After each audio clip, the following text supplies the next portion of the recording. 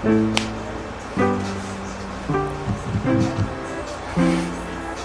yo, what's up guys? It's me, Calvin Roy, back again with another video. And for today's video guys, kay gi-challenge me mga local nga YouTubers or vloggers diri sa Tagum, Davao. Gi-challenge me aning Lister Ken Clemente. So, kani siya nga video is home quarantine photography challenge. Alright guys, disclaimer, dili pa ko hawd nga photographer or unsa ba. I'm just an aspiring photographer, videographer, kanatanan. Aspiring pa lang ko, nagatuon pa lang ko. So please don't expect the best results. Alright, padayon. Karon na ata sa kwarto sa akong ate. And then, ang akong gamiton nga lens karon kay kaning yung Nuo 50mm nga lens. Tapos napunta yung mga materials na gamiton such as kaning glass. Unsa gitawag ni? Prism. Actually kay mama ni. Award ni siya ni mama sa lahang trabaho. Kuan daw 5 years na daw siya dito na loyalty. Tapos magamit pud ta aning mga lights bale inspired by Brandon Wolfell kuno. Kani pud guys, gamito na to ni kaning shiny niya nga part. Basta kay sinaw-sinaw, kana ba?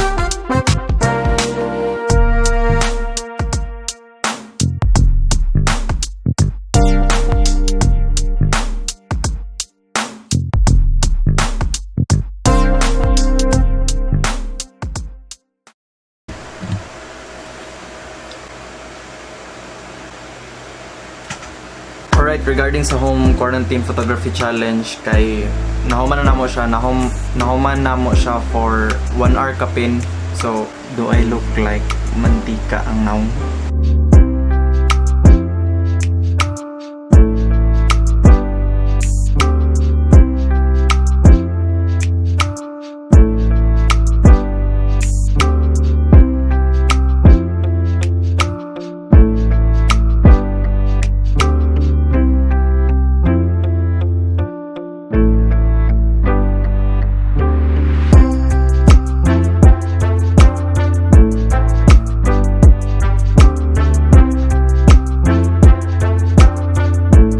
So, mao to kung entry para ani nga challenge by Lister Ken Clemente, LK Vlogs. So, salamat kayo kay at least nadungagan ang atong content ani.